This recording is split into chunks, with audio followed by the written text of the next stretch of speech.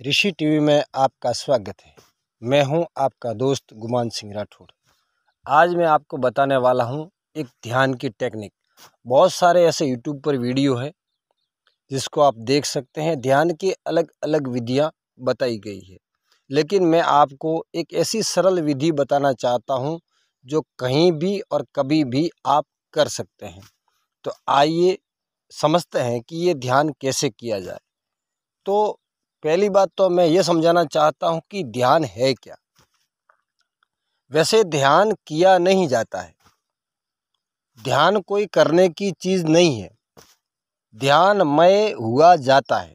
हम खुद पूरा दिन ध्यान में रह सकते हैं, लेकिन संसार की कुछ बातें, हमारी इंद्रियां बाहर की तरफ विषयों को खींचती है, हमारा ध्यान भटक जाता है और भटकने के साथ हम विषय के साथ जुड़ जाते हैं। जैसे कि आपने एक गाड़ी को देखा, गाड़ी को देखते ही उस गाड़ी से आपका कोई लेना देना नहीं है, लेकिन फिर भी आप चाहते हैं कि ऐसी गाड़ी काश मेरे पास होती। ये विचार उस गाड़ी को देख के आपको आया। अब आपका मन है वो उस गाड़ी के साथ चला गया। अब आप उस गाड़ी के साथ हो गए, अपने आप को भूल गए। लेकिन करना क्या था, जैसे ही आप गाड़ी को देखते हैं, एक तीर जो होता है उसके दो छोर होते हैं, लेकिन आपने पूरा दोनों छोर ही छोड़ दिया। यानी आप आँख से गाड़ी को देख रहे हैं, लेकिन ये नहीं देख रहे हैं, सिर्फ देखते नहीं हो, उसमें आपने विचार भी डाल दिया। अगर दूसरी तरफ से आप उस तीर के एक निशान को अगर आप पकड़ के रखते तो वो ध्यान आपका सध सकता था, गाड़ी आपके लिए ध्यान बन सकती थी, या कोई बहुत बड़ी इमारत या जो भी चीज़ें आपको आकर्षित करती है वो ध्यान बन सकती है। वो कैसे? जैसे आप आँख खोल के देखते हैं तो आप हमेशा ध्यान रखिए कि मैं गाड़ी को देखने वाला हूँ। आप गाड़ी के साथ कुछ करिए मत, आप गाड़ी को अपने चित्त में लाइए मत, सिर्फ देखिए अच्छा बुरा है, किसकी है, इसमें कौन बैठा रहा है, कौन चला रहा है, कौन सा मॉडल है, इसमें आप टाइम वेस्ट न करिए। सिर्फ गाड़ी को देखने का आनंद लीजिए और अपने भीतर सचेत रहिए कि मैं गाड़ी को देखने वाला हूँ। उस प्रकार से आप पूरा दिन ध्यान में रह सकते हैं। एक तो टेक्निक हो गई है। अब दूसरी जो ध्यान की टेक्निक सही है, ये बिल्कुल आप सामान्य आसन में सीधे बैठ जाइए।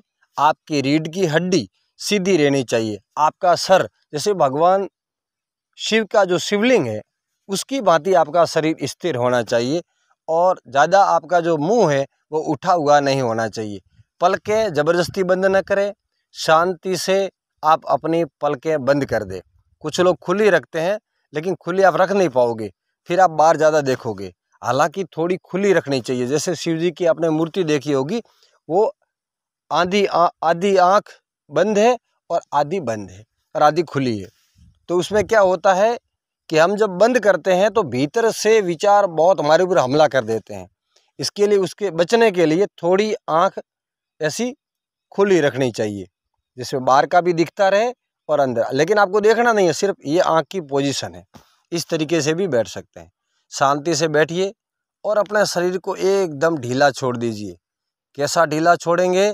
जैसे आप कपड़े उतार के खूंटी पे कैसे टांगते हो, उसी तरीके से अपने शरीर को चेतना में टांग दो और शांति से बैठ जाइए। जहाँ ज़्यादा हल्ला न हो, जहाँ ज़्यादा आवाज़ न हो, आप अपने खाट पे भी बैठ सकते हैं, लेकिन ये चीज़ें अभ्यास की है। ऐसा करते करते करते धीरे धीरे फिर सेकंड स्टेप में आपको क्या करना है, हमारे भारतीय के अंदर बहुत सारे हम देवी देवताओं को मानते हैं और मानना भी चाहिए। जो भी देव आपका इष्ट हो, उसकी छवि को अपने नज़रों के, अपने मन की आंखों से देखो। जैसे आप शिव को मानते हैं तो शिव को देखिए, शिव के गले में सर्प है, शिव की 3 नेत्र है, शिव का कलर ये है, शिव ने वागंबर जो बिछाया हुआ है, शिव के पास नंदी खड़ा है और शिव शांत बैठे हैं, कैलाश पे बैठे हैं, और शिव के पास एक कमंडल रखा हुआ है, शिव के सर पे एक चंद्रमा है। इस प्रकार का आप अपने मन को मात्र 5 मिनट टिकाइए। बड़े आश्चर्य की बात है कि हम 1 सेकंड भी मन को नहीं टिका पाते हैं। शुरुआत में शिव भूल जाएंगे और आप और कोई कुछ चीज़ें याद करोगे, लेकिन ये शुरू में सबके साथ होता है। मेरे साथ भी ऐसा ही होता था, लेकिन अब नहीं होता है। अब अगर मैं ऐसा ध्यान लगा कर बैठ जाता हूँ, शिव तुरंत मेरे सामने आ जाते हैं और मैं मन की आंखों से देखता हूँ और शिव और मैं दोनों एक हो जाते हैं। इस तरीके से ये ध्यान लगता है। आपके जो भी हो, कृष्ण हो, ब्रह्मा जी हो, या कोई दुर्गा हो, जगदम्बा हो, जो भी देवी देवताओं को आप मानते हैं, उनकी छवि जिससे आप प्यार करते हैं, आप जिसमें रुचि रखेंगे वहीं ध्यान लगेगा। उसके बाद में धीरे धीरे करते करते करते आपका ध्यान इतना सध जाएगा, आपको शांति महसूस होगी और एक समय ऐसा आएगा कि आप कहाँ हैं ये भी पता नहीं चलेगा। आप जगह को भी भूल जाएंगे और शरीर को भी भूल जाएंगे। जब आप ध्यान से उठेंगे तो आपको पता ही नहीं चलेगा कि आप कितनी देर बैठे हैं। पहले तो आप शुरू में करेंगे तब तो ऐसा लगेगा कि कब मैं ध्यान से उठूं, कब मैं बाहर के संसार में भटकूं। लेकिन ये शुरुआती दौर है। जब आप अभ्यास आपका 3 महीने परिपक्व हो जाएगा तो उसके बाद में आपको उठने का भी मन नहीं होगा, क्योंकि भीतर मुड़ने में इतना, अंतर्मुखी होने में इतना आनंद है। फिर धीरे धीरे वो जो इष्ट देव आपसे बातचीत करने लग जाएंगे।